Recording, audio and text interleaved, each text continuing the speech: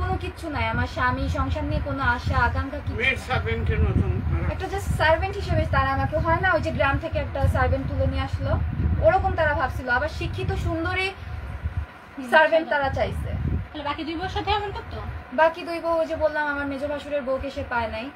মেজো ভাসুর আর আমার বিয়ে পরাপর হয়েছে, সো মেজো ভাসুর আগে থেকে আলাদা আমার বাসায় চলে আসছিল। আর বড় ভাসুরের বউকে পেয়েছি, সে 11 বছর বড় ভাসুরের বউকে অনেক জ্বালাইছে। আমার বড় ভাসুর নিজে বলছে, আমার রেকর্ড আছে ফোনে, আমার রেকর্ড আছে, আমার বড় ভাসুর নিজে বলছে। এখন ফাইনালি আমার ননদ, আমার ভাগ্নে সবাই তার মাকে দোষারোপ করেছে, সবাই তাকে দোষারোপ করেছে যে মা এমনই, আমার মা এমনই, তুমি একটু মানায় নাও। আমি তাদের কাছে হাতে পায়ে ধরে হেল্প চাইছি। আমার ভাগ্নে তন্ময় সাহা, আমার ননদ রমা সাহা, আমার বড় ভাসুর লিটন সাহা, সবার কাছে আমি হেল্প চাইছি যে আমাদেরকে একটু হেল্প করেন। আপনার ভাই তো আমাকে ভালোবাসে, বাট আপনার মা আমাদেরকে সংসার করতে দিচ্ছে না, বোঝান আপনার মাকে, না হলে কিছু একটা করেন, আমাদেরকে একটু স্পেস দেন।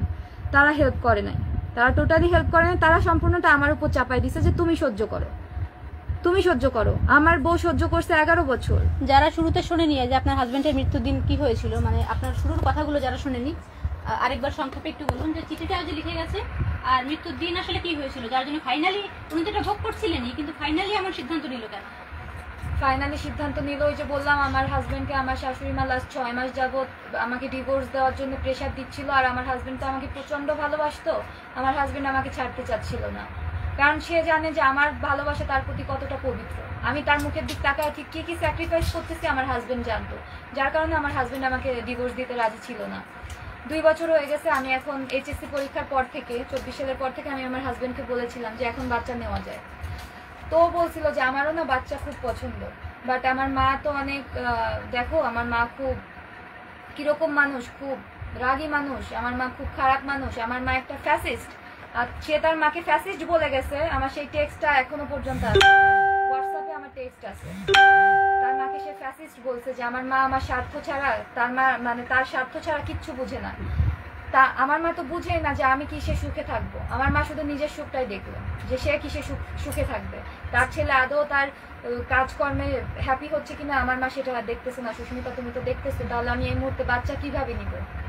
বাট সে তার কলিগদের জানায় গেছে, তার কলিগ আমাকে পরশুদিন আমার মুঠো ফোনে আমাকে ফোন দিয়ে জানায় যে তার কলিগ যখন আমার হাজবেন্ডকে প্রশ্ন করে যে বাচ্চা নেওয়ার প্ল্যানিং কি, তখন আমার হাজবেন্ড তাকে নাকি উত্তর দিয়েছে সেই কলিগকে যে আমার মা চায় আমি আমার ওয়াইফকে ডিভোর্স দিই, ফরিদপুরে রেখে আসি, সো দ্যাট এখন বাচ্চার প্ল্যানিং করতে পারতেছি না।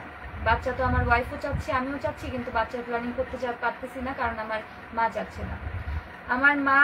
আমার মাকে কেউ না কেউ কানে মন্ত্রণা দিয়েছে, আমার হাজবেন্ড আমাকে বলছে যে আমার মাকে কেউ না কেউ কানে মন্ত্রণা দিয়েছে যে আমি যদি আমার ওয়াইফকে ছেড়ে দেই, মানে পলাশ যদি আমাকে ছেড়ে দিত তাহলে ও আইনি ঝামেলায় করতো। আর ও যেহেতু এত ঊর্ধ্বতন একটা মানে মানে কি বলবো মানে কর্মকর্তা, এত উচ্চপদস্থ, সে যদি আমাকে ডিভোর্স দেয় কমপ্লিটলি তার প্রমোশনে একটা দাগ পড়ে যাবে।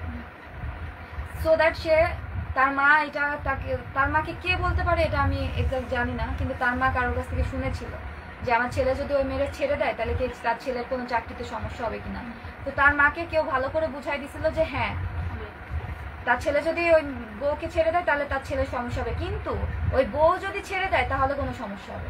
সো দ্যাট আমার শাশুড়ি দিনের পর দিন আমার উপর অত্যাচার আরো বাড়াই দিল, যে যাতে আমি অতিষ্ঠ হয়ে আমি তার ছেলেকে ছেড়ে চলে যাই আমার শাশুড়ি।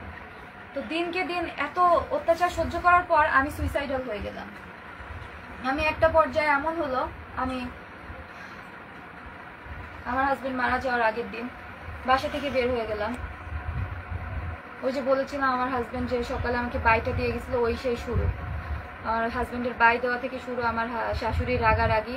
পরবর্তীতে সে আমার হাজবেন্ডকে আরো কয়েকটা কারণ দেখাইলো যে তোর বউ বাজার থেকে মাছ আনছিস, মাছের পিস কেটে ছোট করছে।